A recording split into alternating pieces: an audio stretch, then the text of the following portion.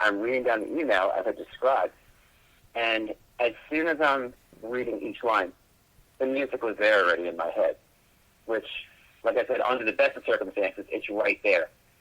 This was that case where, no joke, the song was written in 15 minutes. I happened to have a keyboard right to my right, and I hit record immediately.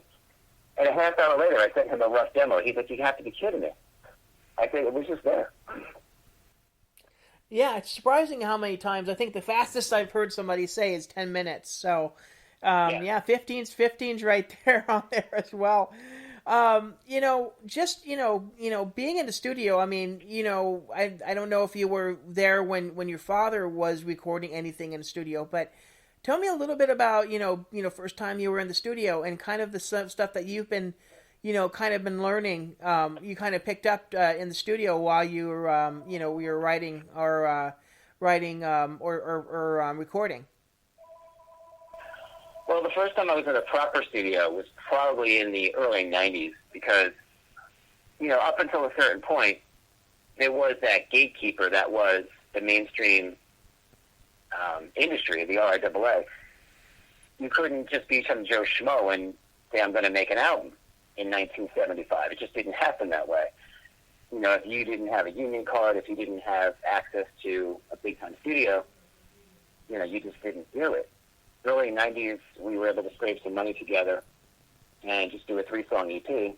And, of course, we're watching the clock, so we're rushing through everything. So the first experience was get everything on the first take, going rehearsed, and, it was a lot of pressure. I remember that, but we also thrived under pressure, too, and I think it made us better.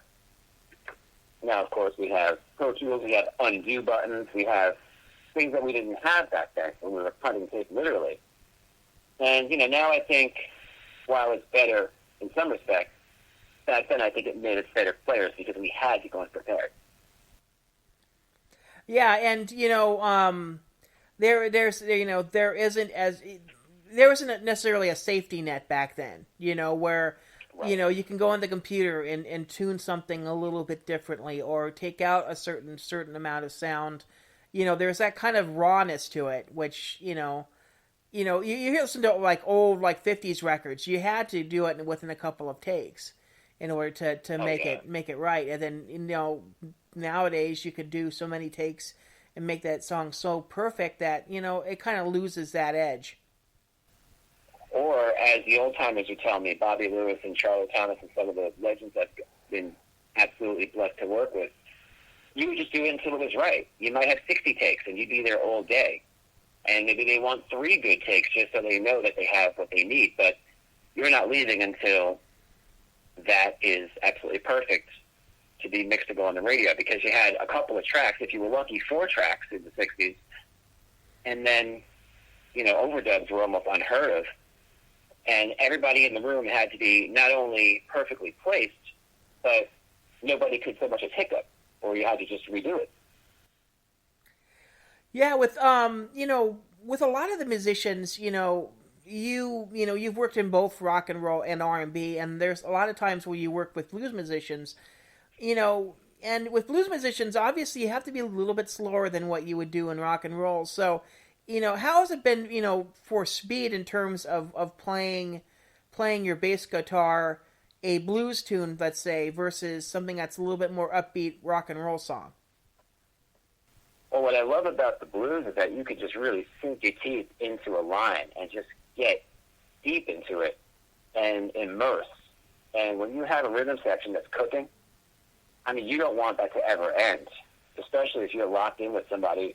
I love working with people who are more seasoned than I am, way more experienced, because I feel like I'm going to come out of that session a better player again. And they're going to push me, and I don't want to make any mistakes, and I don't want to be exposed as, the young cub on this session. I want to prove my mettle. And at the same time, there's such a rush of being with these cats who just can play. And you're part of it, so the whole experience is going by so fast, and time is standing still all at the same time. And there's no feeling like that when you just lock in with guys who just understand each other. You can just look at each other and you kind of know this is coming next. even if you haven't played with each other, jazz guys, you see that a lot when they syncopate and they're able to just, like, how did you know that was going to happen? I don't know. We felt it. We went with it. It's amazing. You know, with that in mind, I mean, do you like playing in like a smaller venue, like more like a club, or do you like the stadium venue, or do you have a preference? Well, I'll tell you, of course, it speaks to your ego to play a bigger building. Like, if you can play a stadium, I've been lucky enough to have played festivals in my life where the horizon was just people, and that was an incredible feeling. But to me, a smaller room of 100 people is also a lot more intimidating because you can see the people, you can see the whites of their eyes, so to speak, and you know that they're hanging on your every syllable. So to me, that's a lot more intimidating than 100,000 people, and some are milling around, some are paying attention, and you're so far removed from them, and the energy takes over at that point. I think it's a lot harder to play in front of a few people. What's the process for you to select select songs for a certain album? I mean, do you keep a couple just in your back pocket that you feel that maybe go to a later album, or are there some songs that you may have had that you've kind of put in the filing cabinet and came back and said this will be perfect for this album? Kind of tell me a little bit about that process. Yeah, there's definitely instances where you're looking for cohesion, and maybe you have a great song, but maybe it doesn't fit on this collection. And you say, this would fit better on somebody else's album even, or, let's see what happens.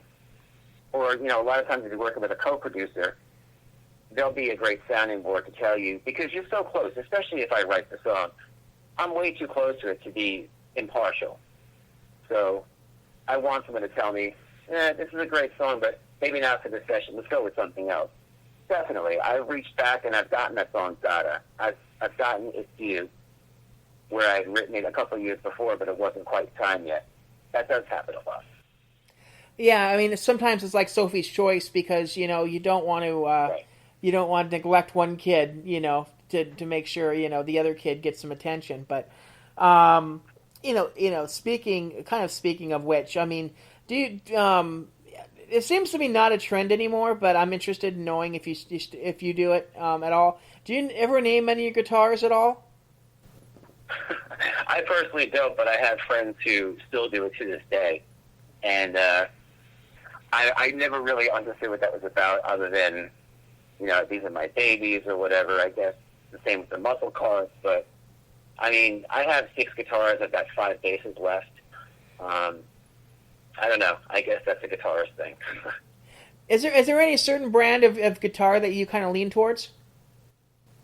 Well, in the recording studio, for electric guitar, it's a Les Paul. I mean, it's a solid sound. It's so versatile. And if I'm playing live, I think I'd rather go with a Strat, because it's lighter. The fretboard is thinner and flatter. It's a lot easier to form chords. It's a little more forgiving as far as that goes. Usually I'll play an electric 12-string, electric acoustic 12-string, if I'm not playing my bass on stage. As far as basses go, I'm a Fender Precision guy. That's my favorite. I've got a couple of Fender 4-strings. I do have a couple of 5-strings for the occasion, but for the most part, having my druthers, my Black Les Paul Studio is my favorite guitar, and I would say my Black Fender Precision is my favorite bass. Now, I mean, it is great to be able to hear that as well. I mean, how was it for you to, I mean, it's great to be able to like I said, have those in mind and kind of, look at that as well. I mean, we don't know what's going to happen in the next couple of months, basically, in terms of where live concert venues are going to be. I think a lot of musicians are kind of waiting to see what goes on. In terms of that as well. I mean, I've got tickets to go see Garth Brooks in August at a stadium show, and I don't even know if that's still going to be going on. So it's kind of an interesting time in terms of the musicians right now, because we don't know, what's going to happen in terms of crowds, if people are going to want to be in a big, huge crowd, or maybe they'll think that the clubs might be a little bit better as well. I mean, what's your kind of opinion on hopefully what the future may hold in terms of live performing? Well, I've taken the beating just like everybody else. I mean, my March and April was pretty busy, and it got washed out. I personally can't wait to go back out because, to me, this isn't living. So I've got a very healthy immune system. I always have. I'm not, personally, frankly, I'm not concerned about getting sick, because even if I got this, I'm confident that I would shake it quick, just like it was I know it's not the flu. I know it's more stubborn, but, with me, I'd rather be out there doing my thing. And as far as large crowds, well, I don't know. I think back in December, a couple of us probably wound up getting this because we had 16 guys at one point, coming in out of the snow. We were wet, we were shivering, we were dry again, we were cold again. Somebody had to have had this. But, in the meantime, this is one of the reasons that we rushed this album release, because we knew people would be home right now. We knew we wouldn't be performing live, and we figured, well, while biding our time, let's give them some new material, and hopefully when we do get out there again, this stuff will be familiar. Now, I mean, are you already looking to, you said that you were basically in-house, doing some stuff as well, so obviously looking towards maybe, a follow-up album coming up, sometime this year or maybe early next year? Yeah, we're very busy right now writing the material, demoing stuff. The only thing we can't do right now is get into the big proper studio with more than 2 people, obviously. So we're just compiling a lot of ideas, and luckily we have home studios, and we can do a lot of it here, both demo pieces and keeper pieces. So hopefully when we all get together, we'll be that much closer to getting these ideas together.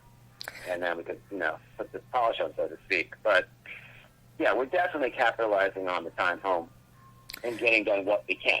Yeah. Is there any other things that are going on right now do you want to promote?